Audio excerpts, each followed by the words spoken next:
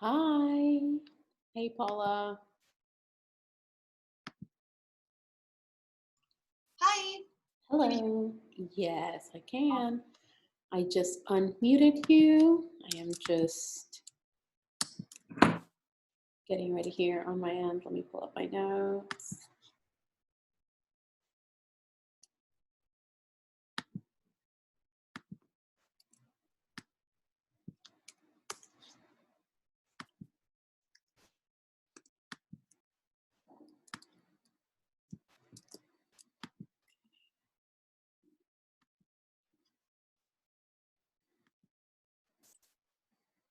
I'm actually set up today under behind my light. So I'm getting better every day. And I've been on Zoom all day long. Okay.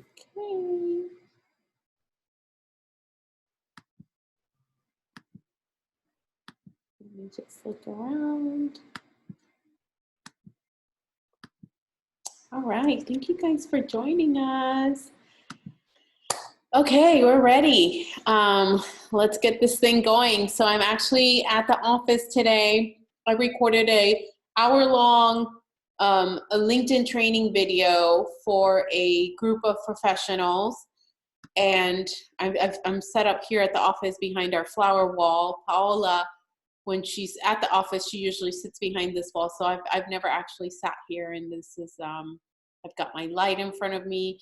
That way I'm not sitting at my desk where I have to direct sunlight at this time. And so just trying to make this thing better for everyone. I thank you so much for joining us. I want to talk to you guys today about video. Why video? Obviously, you know, users on social media are consuming video at an extreme rapid rate. And if you want to know how to tap into that, you have to know how to create your videos, how to curate them, how to stage them, how to do all of the things that are associated with video production. And that can be a little bit overwhelming. So I want to break it down for you for each specific app and things that you should consider if you are looking at developing some video content for your brand or service. All right. Now, there are different types of videos when it comes to social media video, and that is, do you want high energy, high impact content? Well, all content should be high energy, high impact, right? Because that's how you keep users engaged. But how short or long depends on the platform that you're using it on. So I'm going to go ahead and drop the video platforms that we are working with on social media. I'm going to go ahead and drop those into the chat box here. And let me see, Paula, let me know if you can see that. Okay, so this is, oh yeah, this is to all panelists. No, I want all panelists and attendees. All right, so we've got a little chat group. I always put my notes in here. I am gonna start developing this content a little bit better for you guys. So next week when you come on, we'll actually have a presentation. I've been working on developing presentations for every topic, and we've added on a lot more topics. So we'll be going the distance with you guys on these trainings because I want you to absorb as much information as possible from this. So when we look at our clients and we start working with someone, we take a look at what platforms they're going to be active on and what type of content we're going to be publishing. And if we decide to go with video content, we have to be mindful that on every single platform there are video restrictions. But the most video friendly platforms are going to be your Facebook, Instagram, TikTok, and YouTube. They're not in a particular order. Different audiences and different groups consume videos on these platforms at different rates and for different purposes. So don't be locked into one specific platform. If you are going through the trouble of creating video friendly content, you definitely want to create the content for all platforms. All right. Let me break them down to you what Facebook Watch is. Facebook Watch actually launched a few years ago. It was designed to be the Facebook, YouTube essentially, of the YouTube of Facebook essentially.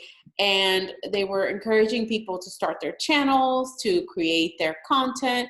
This was created for long-term viewing content. So we're talking 5 minutes and up, okay? Now, Instagram then, Facebook Watch, I don't think took off the way that they wanted to, but you can actually still log on to Facebook Watch now, and it'll show you, you can still create your own channel. So I just logged in right now, and I saw that, you know, the news, a lot of the news platforms do their live streaming on there.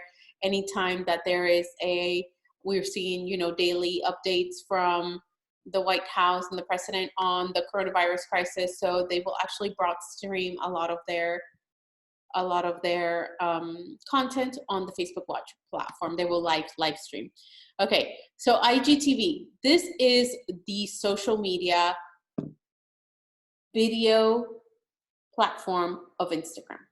Okay, so on IGTV, you can post videos that are up to 10 minutes long. And if you're a creator on Instagram, if you are deemed a creator with a high count of followers, like Tony Robbins, for example, you can actually have a longer time frame for your video. So IGTV is an extension of Instagram. So if you go onto Instagram on the native platform, you can actually see the IGTV section where you can catalog your videos by, you know, a series, or you can just post all of your videos that are a minute or longer on the IGTV. This is as far as your content is concerned. But if you're creating content for a brand or service and you want to say, for example, I'll give you an example. We've got a makeup line that's a client of ours, and when we go into creating their IGTV, we will probably make it lip liners, lipsticks, makeup looks, palettes. So we'll start creating the actual IGTV sections. And Paula, you can jump in on the chat if you want and let me know if I'm saying it wrong, because I know that they call it a category for the content as well. But let me just know if I'm saying it wrong for the series that you can create on IGTV. So like I said, yeah, they're called series. Okay, yeah. So IGTV, you can create your own series. So if you were just looking to create content in your home builder, you could have pools, you could have landscape, you could have rooms, kitchens, etc. as your series. I'm just throwing out a broad example out there, okay? Those videos, again, can be up to 10 minutes long and then longer for creators. Now, let's talk about micro videos. This is the #1 consumed video on the internet right now. Micro videos are 15-second, they're consumed in 15-second segments. So right now, Instagram stories go up to 15 seconds. TikToks are created in mostly 15 seconds. And this is the rate of consumption that people are consuming video content, okay? So this is still high energy content that you can leave a short yet effective impression with. However, that content has to be so high energy because people on TikTok, they're just skipping and scrolling and scrolling and scrolling and scrolling. So if you create a TikTok video that is, you know, a micro video on their platform, you actually should create very high energy, very high impact content in order for the person that's viewing it to just say, oh, you know what, I'm going to scroll right past this. Now, you're not going to build a brand like Doritos, or I'm sorry, you're not going to build a long-term brand as you would with a Super Bowl commercial or a long, compelling commercial. So brands like Doritos or Frito-Lay are going to kind of jump on TikTok and just create high energy impact effects, a lot of, you know, that type of micro content that's going to make somebody, okay, just make that immediate association with the brand. All right. So the cool thing about TikTok, and we had our own TikTok video class on this social skills series, It's up on the YouTube channel now. So I will go ahead and send an update to everyone after this class with our YouTube link, where you can see all of the recap of these social skills series. Well, most of them, the ones that I've had a chance to upload to YouTube. So basically on the TikTok app, it's just easy editing, guys. I mean, it doesn't take a rocket scientist. Go in there, have fun with it, just edit, record your video. You don't have to record the whole 15 seconds at once. A lot of people are adding these special effects on the TikTok because they're able to just stop recording and then bring it back, and adding a special effect in between each comeback makes it look like you started a whole new video. So if you're seeing these little TikTok videos that are kind of trending right now during the COVID crisis, because a lot of people are creating on there, those effects are so easy to just manage on TikTok. Get in there. I encourage you to start creating your micro video and have fun with it. And that's been my experience so far with video editing and TikTok, is that you just got to get in there and really just start creating in order for you to have the best the best results, and really look at what other people are doing and then figuring out staging your video concept and then doing it from there. Paola, who was our co-panelist on the TikTok video series last week, told us that she reached one of her videos went viral, and it has almost or over 250,000 views. You can jump on the chat and let me know, or you can jump on and talk to us, Paola. But I do also remember you saying that you have over, I think, 10,000 followers on there as well. So really cool stuff for TikTok. All right. So, okay, now let's jump into like long-term videos. Oh, yeah. Let's jump into, I'm sorry, Paula just told me that my signal became unstable while I was sharing about her TikTok experience. So she recently went viral on the platform, and one of her videos has over 250,000 views. And she also gained 10,000 followers on TikTok just recently from her efforts during, like, putting all your energy, I think, on the platform during COVID crisis. So definitely the time to get in there now, because what's happening is this is the birthing of a new platform. And when this occurs, you're going to have, oh, she only has around 6,000 followers, but still there's a lot to be said about that when you just started kind of dedicating your efforts. And it would take somebody a very long time to grow 6,000 followers on Instagram organically. So that's great. All right, let me jump into YouTube, and then I'll talk to you guys about video editing a little bit, and then we'll close it out, okay? So on YouTube, YouTube is a platform where people go to consume content heavily. So there's not, I don't want to say the longer the better, but when you get on the YouTube platform, the longer your video is, the more advertising there is in your video. So that's actually beneficial to them. And they could also, because your video is an open platform for them to advertise through their paid advertisers, this actually could warrant more views for you. But people that are on YouTube are consuming content, are consuming how-to, instructional, educational, technical content. And so that is the reason why YouTube videos are particularly longer. Now, in order to gain subscribers and gain an audience in there, it is a lot of work, because you have to build an audience outside of YouTube, or you have to do the pay-to-play platform, which is advertising on the YouTube platform. But the reason why YouTube has been such a great platform for social media marketing is because the content is, it's the only platform where people are really going to be bought in and paying attention. Maybe if it's even like playing 1/3 of your video, or a lot of it, or most of it. I think just the YouTube platform really warrants people that are truly consuming your brand organically all the way through. They're not trying to skip over but they're coming in and getting what they need. And if they like you, they'll subscribe to you. And now with that subscription, you have the access to let them know when you're publishing more content again, when you have a new episode coming out, when you have a new video that you've published. And YouTube now has a live stream. It's got a story. So now you can live stream to all of your subscribers on YouTube. You can post story updates for all of your subscribers. And the people that have been most famous to be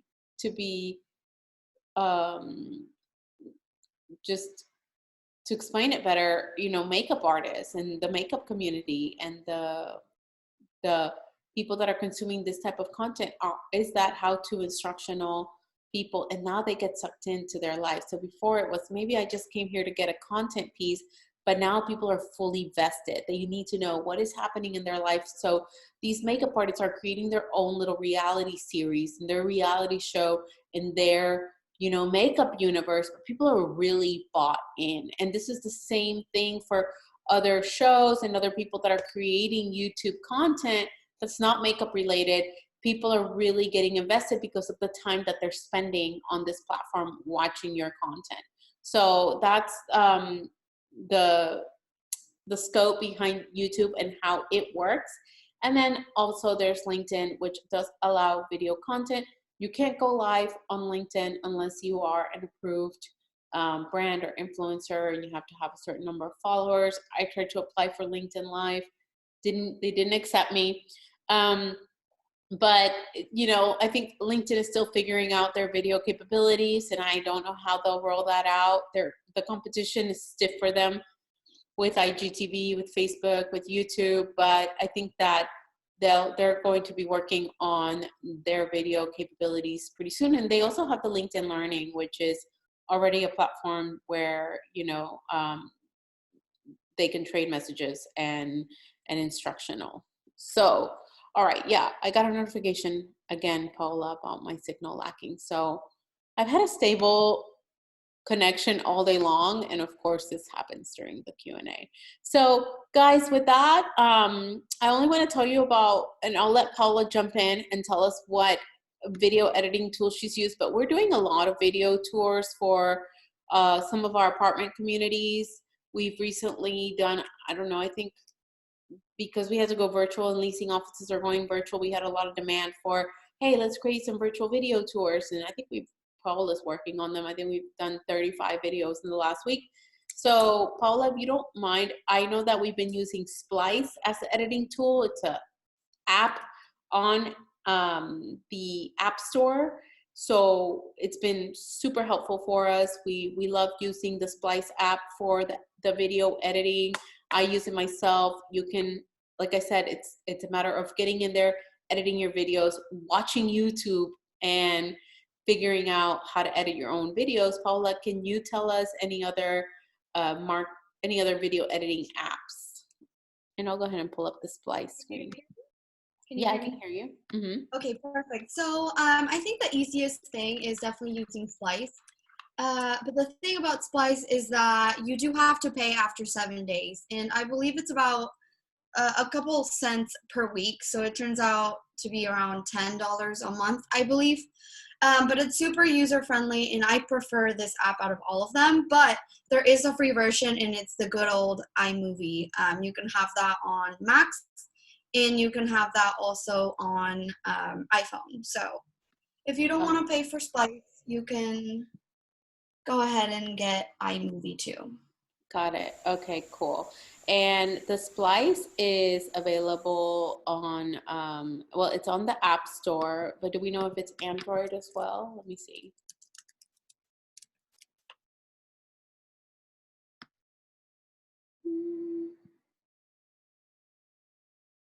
Splice is an app on Google Play. Yeah, it's in here. Hold on one second. I don't know how many of our users are. I think that might be a different app. That one's for music, and yeah. It may not have it on Android. Well, I think that Yeah, I only use it on an Apple device. I wonder if anybody has a Android device. Well, I think we can make some recommendations on what apps to use for Android, but does anybody have questions for us with regarding the video editing platforms, links, content creating, etc.? And I didn't talk to you guys about tools, but I definitely recommend, you know, a tripod, for steadiness and other stuff. All right, cool.